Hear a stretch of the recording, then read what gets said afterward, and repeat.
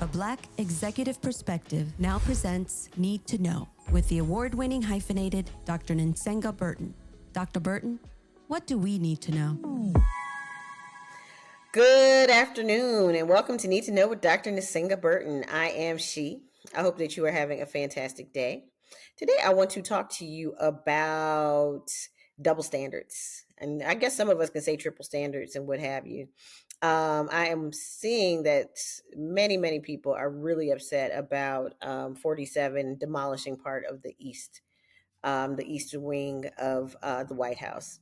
And those of us who understand the history of the White House, that understand that slave labor was used to build the White House, enslaved people were used to build the White House. And that the White House is supposed to be the people's house and a historic site. People are extremely upset about the demolition of the White House, and especially from someone who rode so hard for keeping Confederate statues in place. I live in Georgia. They have Stone Mountain, which has the faces of Confederate soldiers, leaders, icons, emblazoned on the side of a mountain. Of course, I refuse to go there.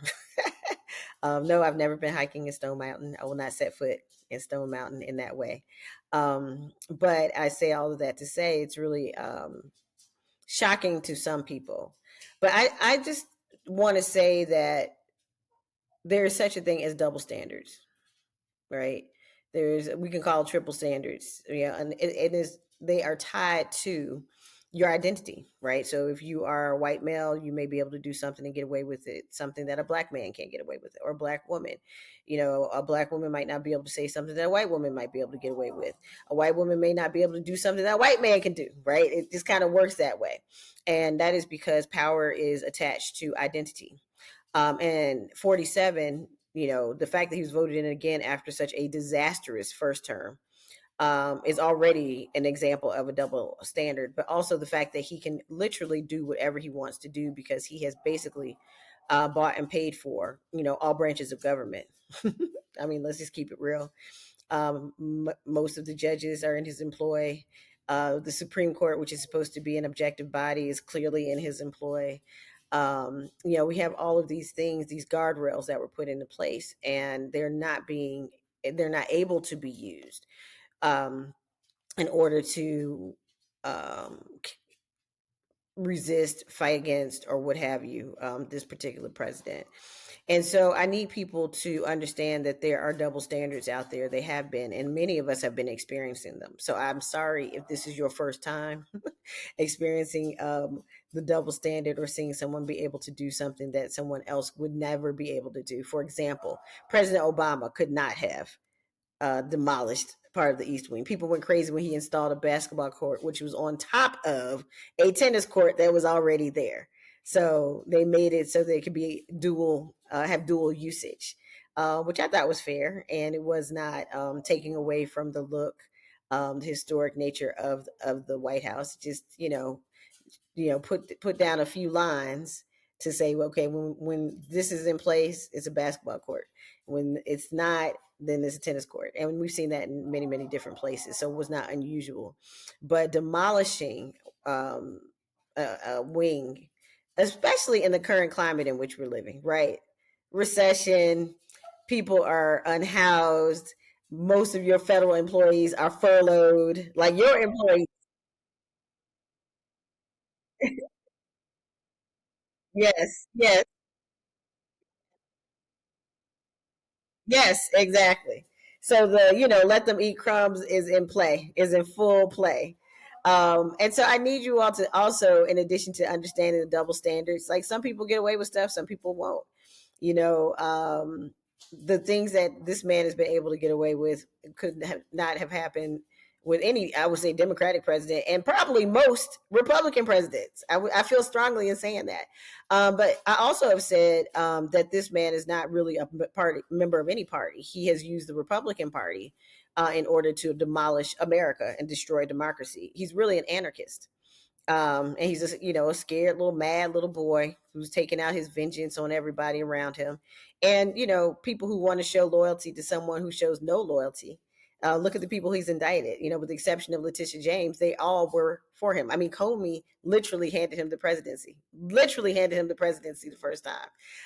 And now he's indicted, as well as Bolton and all the other people who were just, hail Trump, go Trump, that first iteration. And even his biggest supporters, his most powerful supporters were like, oh, this good guy is bad for the country. He's got to go. I have to tell what is happening. His lawyer even had to do time. And so I just want people to keep in mind, I don't know where you all live, and I don't live in the same world, I guess, but why you all continue to be shocked and disheartened by the stuff that this man does is just beyond me. This is a man who made an AI video where he was defecating on the country that he is the president of. I'm going to say that again.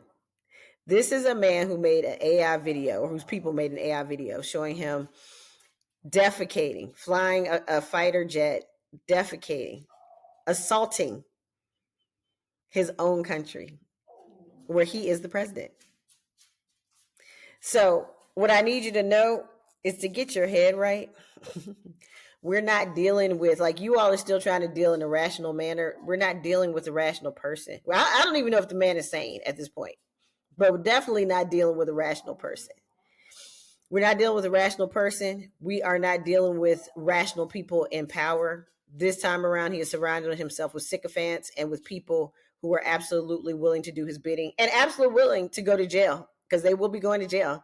When you file false charges against people, you're going to jail. But, the insurance attorney who's now over everything, the DOJ, she doesn't know that, but she's going to find that out, because she's going to jail when he's out of office, if we ever get him out.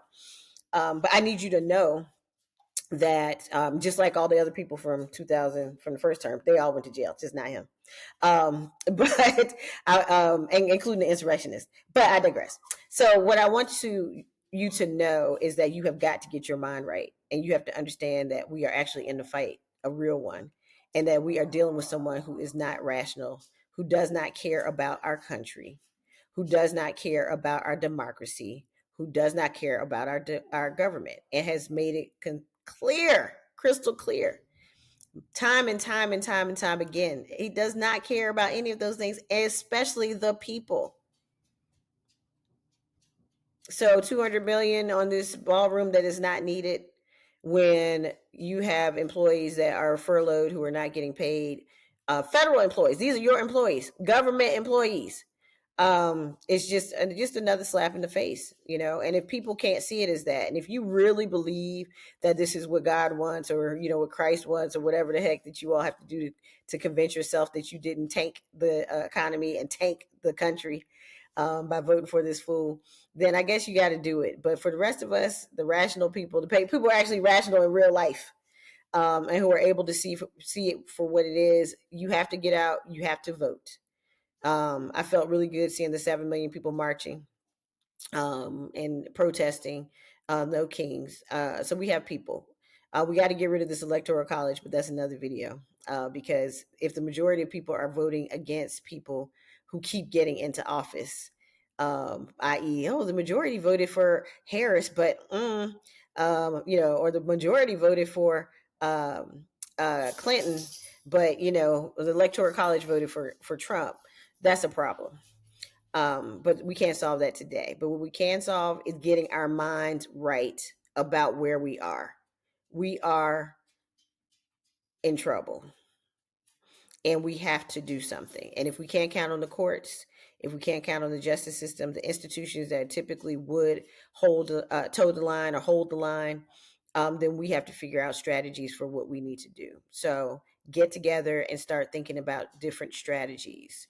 Something I've thought about is that we should all file exempt on our taxes. You can do that for up to 6 months. Starve the government. I'm just saying. You can try that. And I don't know if that would work, but me and my friends are actually sitting around and thinking about what we could actually do that will cause harm and get their attention and make people understand that we're not going to roll with this elimination of democracy. We're not going into fascism lightly, and you're not going to use our money, our resources, and our lives to do it. All right. So without further ado, tune in next week to another episode Uh-oh. See what happens? You talk bad about 47. It comes out of the computer and like silences you. But I won't be silenced. So without further ado, okay, one more time. Edit this, Tony. Without further ado, tune in next week to another episode of Need to Know with Dr. Nsinga Burton, and also a Black Executive Perspective podcast with Tony and Chris, where you will learn so much. So stay safe.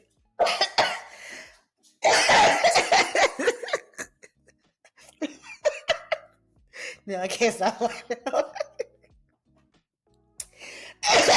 Okay, one more time. So tune in next week to another episode of Need to Know with Dr. Nsinga Burton. And of course, join the award-winning podcast, a Black Executive Perspective podcast featuring Tony and Chris, where you learn so much and so many different perspectives about so many issues. So stay tuned, stay informed, and stay Black. Bye. A Black Executive Perspective.